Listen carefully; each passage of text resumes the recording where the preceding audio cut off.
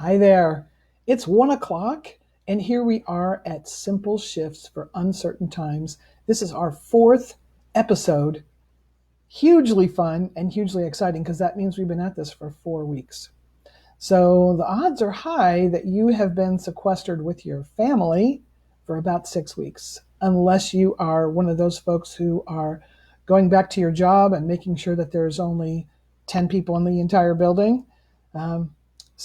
And it's kind of like life has sort of gone back to some semblance of what we would call the new normal.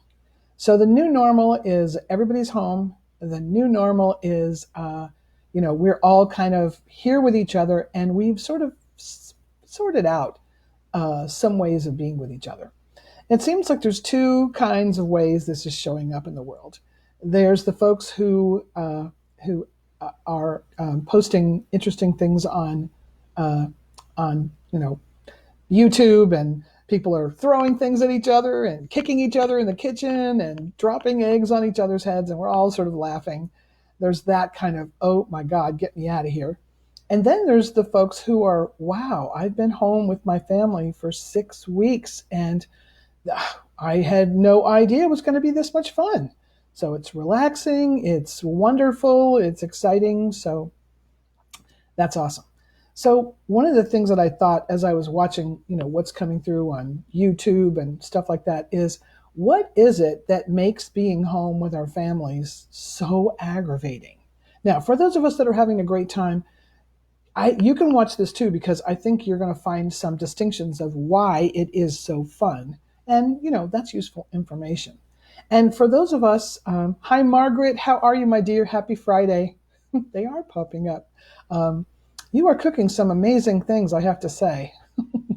um, so we're talking about, having a great time at home, or like, you love them, it's wonderful, and you're trying to get your work done. Everybody has their own needs, and everybody is in the same position, which is we're quote unquote stuck at home. So today's session is actually, thank you, Chuck Beatty. There's the resources for today. For those of you who love handouts, not everybody does, but sometimes it makes the conversation fun. And when you watch the replay, it's even more exciting. So for those of you who are joining me on replay, let me welcome you now. You're working right now. You've got a meeting at 1 o'clock on Friday. We're thinking about you the whole time, and you're part of this conversation. So Chuck just posted the resource. It's just one page. Looks like this. So there's some information, and also there's some blanks for you to fill in should you choose to. And all the answers will be in here. Now, I really am showing up as a trainer, huh? Yeah, I know. So one of the things that is fun about today's session is that this is a set of distinctions that Chuck and I put together probably in 1992. It's part of my training as a communication strategist, and it's part of my work that I do with leaders and teams and with individual leaders as a coach. And one of the things I can tell you is that this is probably the one thing besides visual, auditory, and kinesthetic, which we did last time, the one important thing that has allowed me to have, in my third and final marriage to Chuck Beatty, love of my life, a 30-year relationship. So this is the secret of our success. So for those of you that are wondering, how did they do that? I promise you, I did not know this earlier, but I promise you this makes all the difference. So thank you for those of you who are coming. I'm watching. There's a little eyeball up here that shows me that people are coming. Actually, I think Chuck can come in, and yeah, things are not scrolling, but I know you're there. I know you're there, and I know you're watching on the replay. So as always, we're talking about Planet Me. Okay, so we're talking about you right now. Nobody else, just you. So what is true for you is what we're going to be talking about today. And there's always an unconscious trap that we love to just break right through. And this one is ignoring the fact that we communicate differently and we have different communication preferences. So that's what we're going to be talking about today. So our simple shift for today is distinguishing communication preferences. Now, why do you even care? Well, good question. The reason you care is that some people are like you and some people are not. And the people who are like you, hi, Mary, how are you, my dear? Long time no see. Lovely to have you here. Some people are like us, and they're the people that we like instantly. Some people in our family are like us, and we have the added benefit of just loving them so much, being so comfortable in their presence, and having them be part of our family. Always totally awesome. On the other hand, there are people who are not like us. If they are people that we work with, sometimes we work around that and we do our best to, get through it as best we can. And sometimes those people who are not like us are in our family. So we have years and years, sometimes decades, of people who are just, oh my God. Now, we all have them. There's lots of things out there on the internet about, your family is the ones that you choose. Well, the people who you are born into their family who are not like you and who you just don't like, how could they be so fill in the blank? That's what this program is for today. So what I have learned in the workplace, when I work with leaders and teams, is that every person on your team brings a gift, brings a unique strength. So I can wrap that into your family. Every person in your family brings a unique strength. And this comes from someone who found in her family that I was not like anybody in my family. And they didn't know, and I didn't know. Hello, Eileen Drennan. What a lovely, how cool is that? And that means she has Deirdre Drennan with her as well. So one of the greatest things about learning and understanding this particular set of distinctions is because it helped me to understand how I could make better relationships in my own family, because it's what I've been using with leaders and teams for the last 30 years. So that's the preamble of where we're going. And so what we're going to do is I'm going to tell you about 3 distinctions. Communication style, which is how we do things. It's got 2 pieces to it. We're going to talk about communication size, which is how much information you can take before your eyes roll back in your head. And communication structure, which is how much choice you like. Now, some people are those people like me who you can't tell us what to do. We're hardwired to not do what you say. And there's other people who are wired to want to know what it is.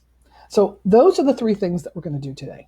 I invite you, should you choose to, knowing that we've got that 20-second lapse, if there's something you really want to know about within the context of those 3 things, and you're online with me right now, please feel free to text whatever question, whatever comment, anything you like. And what I'll do is I'll keep going, and then I'll keep watching what comes through, and we'll roll it into the conversation. Does that work?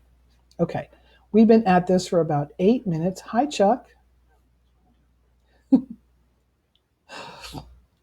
All right. Hi, Rachel. Oh, my goodness. Hi, Rachel.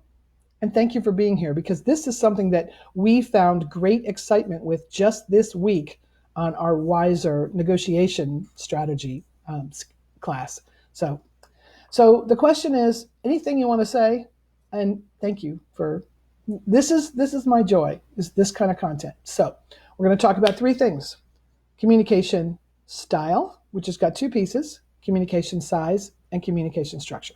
So I'm going to assume that you're ready. We've been here about 8.5 minutes, so let's get started. So the first thing is communication style. So have you ever met somebody who you instantly liked? It sounds a lot like visual, auditory, kinesthetic, but that's what happens. Instant rapport. They are the same speed as you. They like to do the things you like to do. And what's not to like? They're just awesome. So we're going to unpack that. And that is a function of 2 things that you are matched on, or 2 things that you're not matched on. The first thing is the speed with which you communicate. Now, I want you to think about it, even if you're watching on the replay, because I'm going to tell you what's about to happen. So how many of you are, when you think about speed, are just quick? Now, the interesting thing about those of us who are quick is that we don't actually need the rest of the sentence. We are just quick. We are so happy that somebody gets it, and we're so happy that we can get with whatever it is quickly, because that suits us. Now, the rest of the people who are listening to that question, who do not jolt their hand up, even if you're watching on the replay, your hand will go up. Those folks are careful. Now, the interesting thing about speed, and of course, I've got some lovely visual aids from Chuck. So quick, what we like is to do things quickly. It's fun for us. We are sharp on the uptake, and we think that quick is really about being smart. It's really just about being quick. The rest of the folks on the planet who are not quick are the wonderful thing, which is careful. Now, careful is a brilliant thing that everybody needs to have in their life, because careful, those are the folks who are going to invite you to consider when you want to jump off and do something quickly. They're the ones who say, are you sure you want to do that? Have you thought about all the circumstances that you could be facing when you do that? Because, of course, the quick ones, and I'm one of them, haven't. So fortunately, we often marry someone who is the opposite speed of us. Hi, Chantel. How are you? Welcome for joining us. So, fortunately, I'm married to an amazing, careful person who is here 5 minutes before this starts and says, are you sure you have everything? And of course, I'm moving so quickly and thinking about a class I have for this afternoon that I missed a couple of details. Fortunately, I have him in my life. So quick and careful.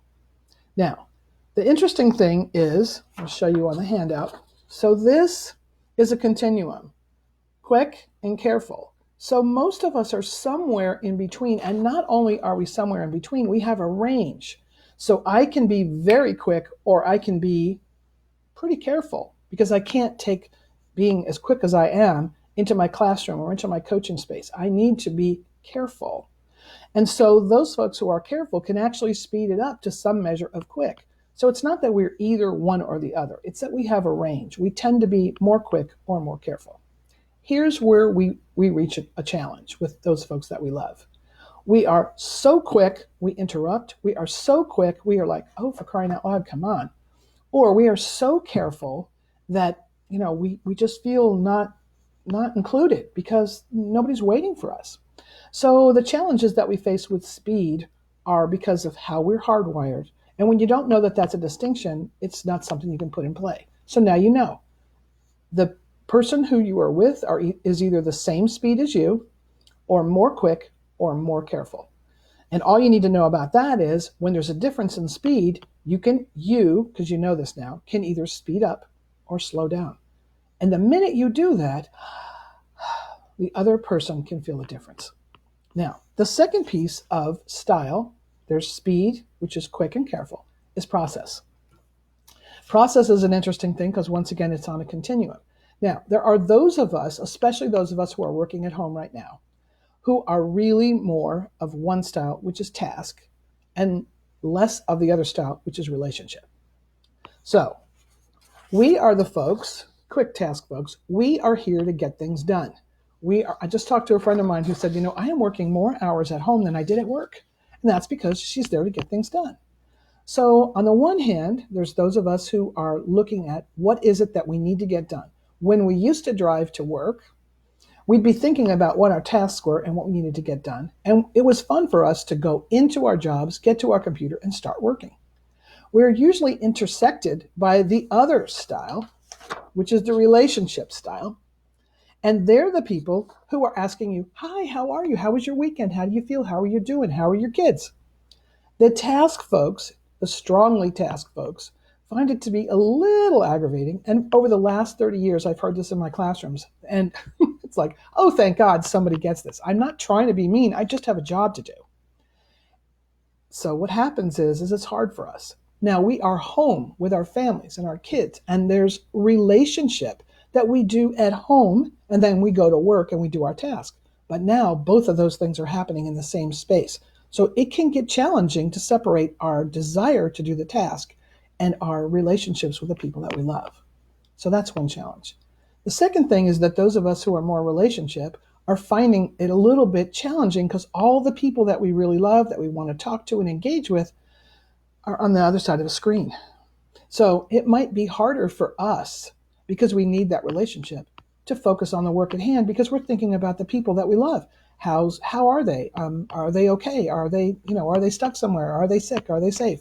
So those kinds of things which are wired in us and are true for us show up in a different way with this quarantine that we're in. Now, once again, it's a continuum. On the one hand, task, on the other hand, relationship, and most of us are somewhere in between. We all have relationships, whether we're task focused or not. We all have jobs to do, whether we're relationship or not. And it's which one is easier for us when we're under stress. Because this is kind of stressful. Even though we're getting used to it, it's still a little bit stressful. Now, the exciting thing about this is that every one of us has a speed and a process. And every one of us has those two things that make our style. So, quick task, we're the people who want to get things done and get things done quickly. And that makes us happy. Quick relationship. These are the people who want to do dancing on YouTube and like help people to feel better in quarantine. The careful relationship. These are the folks who are looking for that. What's the hotel that has the chocolate chip cookies? Yeah, baking cookies for people, making sure that things are okay, and careful task. Those people that are making sure that we got enough money in the bank, making sure that all the T's are crossed and I's are dotted, because that's what we're great at. And so we don't always have the chance to use the wide expansion of what we would do at work, at home, and we get challenged by the things that are not like us, and we get nourished by the things that are like us. So if you are quick task, every single day, if you have some space to just only do your work and not have to talk to anybody, it will really help you and make things easier. If you are quick relationship, every day, if you just have a certain amount of time and you say how much to be on Facebook or to be Zooming with people or to just, that nourishes you. If you are careful relationship, it will help you to have some space to just connect with folks in your home, connect with folks, maybe write a letter, do something that nourishes you in a careful way. And if you are careful task, it will help you very much to have some space that is just yours where you can focus on making sure that everything is steady. So that's the first piece. Now, the last piece of this is those of us who are quick in relationship occasionally, and more often than not, marry people who are careful task, right? Now, you would think that we would have nothing in common, but two things are true. One is that we have nothing in common when it comes to our style, except we love each other because we married each other. And when we use our strengths together, we make the best team ever. The same is true of the quick task and the careful relationship. Nothing in common. However, they have two halves of an important question that needs to be handled, especially in family matters and work matters. And together, they can get the job done. And that's not to say that we don't annoy the heck out of each other when left to our own devices. Quick task, please, just let's get going. Careful relationship. You know what? I just really need a hug right now. I'm one of those people who really needs a hug right now. That's a relationship thing. Quick relationship. Okay, let's have some fun. Careful task. Let's get the job done. So sometimes we're at cross purposes, but the part of understanding that this is just a natural way that we're wired is to understand that we each bring the best of ourselves and we need what the other person has. Now, if you're one of those people who is having a great time, it's possible that you have speed in common or process in common. And so it's a lot easier. You're not stretching so hard. Does that make sense? So, questions, comments, anecdotes, anything you want to say, please feel free, because we have handled communication style. We have two more simple things to handle for size and structure. Okay? Okay. And for those of you who are watching in the replay, thank you for watching it. And that handout is there for you to make some notes on what could you do differently and what are you doing that's really working. And that's just a self-awareness piece that we can do all the time. So, we've handled communication size. We know about quick and careful for the speed and task and relationship for the process. So now here's the next piece that's interesting. Now, have you ever been talking to somebody who they're trying to answer a question that you asked and they just go on and on and on and on and on, and you just want them to stop? And on the other hand, have you ever met somebody who you ask a question and they just say like 4 words and they're done and you didn't get any information at all? That's the different distinction. The first distinction is, we call it big chunk. And that is the thing with the guy in the place. Okay, that's the answer to the question. I gotta go.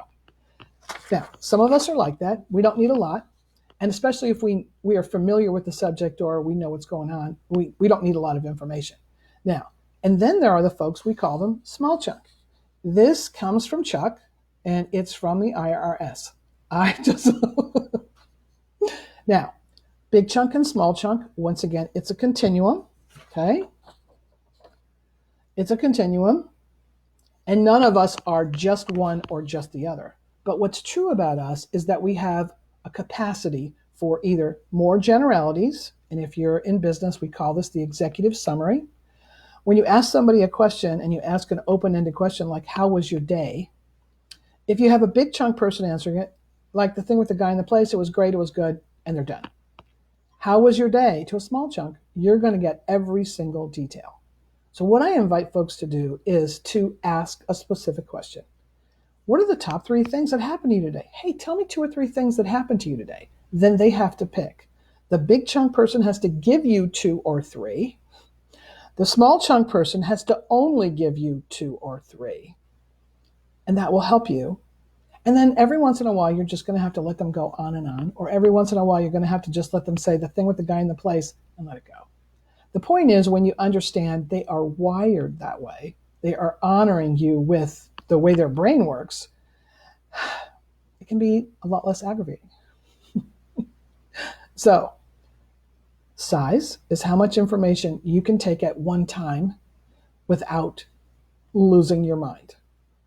And style is speed and process. So now there's one more left, and that is, I love to leave this one for last because it has to do with small children and teenagers, and it's very fun. So the structure is how much choice you need. How many of you have a child who, when you tell them, and this is with, we're born like this, so this happens with little kids. So you say, okay, it's time to fill in the blank, have your lunch, brush your teeth, take a bath. The instant you say it's time to do something, their immediate answer is, no, I don't want to. And some of us get in trouble for that because that's ununderstandable. When I teach this to people in my classrooms and I have parents with little kids, they're like, oh my God, that's exactly what my child does. They're wired for options. They're wired for high choice. And then there are other kids and other people who you say, what do you want to do? And they just say, well, you tell me. Because they would rather have a procedure. So here's my pictures for options and procedures. And thank you, Chuck Beatty, for my visual aids all the time. Here's options. Which would you like? Apples or oranges or grapes or bananas? You get to pick. You're getting fruit for lunch, but you get to pick what kind. Here's procedures. Okay, this is how we do it. Now, procedures are wonderful. There's nothing wrong with procedures unless you're an options person. Both of them are critical for your success. If you're an options person, you are likely in a job that's more relationship focused. I'm high options and I'm high relationships, which is why I always ask you questions, because it suits my brain. You don't have to answer questions. You can just sit and we can just be together. But because I'm high options, I can't not ask. So that's another distinction that you're getting. I also have someone who's very dear to me in my life who is very procedural. It's like, this is how it works. This is how we do it. And if it's not this way, it is not correct. Okay. And, I have the option to go there or not. So the difference of understanding that we're just wired this way, when I teach this in live classes, what people say is, oh my God, I had no idea that's how they're wired. That sounds exactly like my husband, wife, coworker, child. And what it does is it gives you a bigger picture of how they're wired. And it gives you a way of understanding that all you have to do is, in that moment, when there's a difficulty, match them. Simply match them at work or at home. So if they are too quick for you, and it's just, then what you can do in the moment is to speed up, which allows them to feel like you're with them. And when that happens, it makes them relax and makes them communicate more effectively with you. And then you can say, you know what?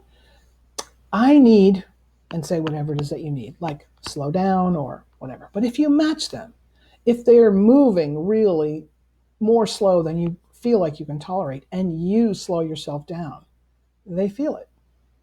And it's like, okay, you get me, and we can have a conversation. Those folks who are more tasked tend to be more detached. So if you're in their face, I have women who are working at home who are my clients and who have children who are relationship with the mother as task. It's like, oh my goodness. And so understand that when you're just more naturally detached, nothing wrong with it, nothing bad with it. And when you understand it, then you can choose when you get more connected, typically with your family. If you're more relationship and you're working with somebody or you're married to somebody who's more task, you need to understand that there's going to be times when you're going to be connected and there's going to be times when that person needs their space. So big chunk, small chunk, it's just a matter of how much information. And you can share this with your families. This has been, the research is out there that we are wired this way. And when we have this language to say, and we have this conversation at the dinner table, it's really interesting because everybody feels seen and heard, which is really important. And then the final thing is the more choice we can give each other, especially right now, the easier it is. But here's the trick about choice, especially if you've got kids, especially if you've got teenagers or little kids. The choices that you give them need to be bounded by what you want. And so it's not like unlimited cosmic power. You can do whatever you want to. You can do this or this, which would you prefer? And the interesting thing is, biologically, the minute you give me a choice and I get to pick, I will do pretty much whatever you want. And then procedures, it's like, here's what we're doing. And oh, by the way, options and procedures are one of those things that are crucial in business, but you don't want your airline pilot doing his flight check in options. You don't want somebody who's a coach or somebody who's a relationship person saying, here's what we're going to do and giving you a procedure. So all of these pieces have got a benefit in some context, and all of these features have got a liability in some context. So, hi, Andrea. How are you, my dear? So now you know there are 3 distinctions: communication style, communication size, and communication structure. And now you've got some pieces you can use with your family, and you also have some pieces to understand why it's working so well being with them for the last 6 weeks, because you're matching, you're connected, and you're in alignment with your style, your size, or your structure. Whew. So it's one of my most favorite thing in the world. So I will tell you, I am quick, relationship, big chunk, and options. And the love of my life, my third and final husband of 30 years, is careful, task, small chunk, and procedures. Fortunately, for the last 30 years, he's been contributing his amazing talents to getting my work done. I could not do what I do if I did not have his skills and his strategies. How much he has taught me, I can't even tell you. Now, I can hear him inside saying, and you've taught me too. I know. So between the two of us, we make the best team ever. But we are not alike at all, even though we thought we were when we first met, but we're not. So there is no such thing as a bad style or a bad way of doing things. It's just not understanding what the distinctions are that can make it difficult. So I hope that was useful. I hope that was fun. And I hope you can use that at the dinner table this evening. It's Friday night. Maybe it's pizza night. And you can actually see. So if you were here for last time, you can see whether people are accessing visual, auditory, and kinesthetic. Now you have some more distinctions. Are they more quick than you, more careful than you? Are they more task than you, more relationship than you, or the same? Or how much information do they need? And how much choice do they need? So we have got about 50 seconds left. So next time, we are going to be talking about a medical emergency, not COVID-19. This is an emergency of listening. And what makes listening so hard for people, and what strategically you can do to listen better and to listen more. Because when you listen better and you listen more, amazing things can happen in conversations. Thank you for joining me. It's been my pleasure to have you here. Bye, guys. Thank you so much. Thank you for your goodbyes. Be well, stay safe, stay home, and I will see you next time. Thanks, Margaret.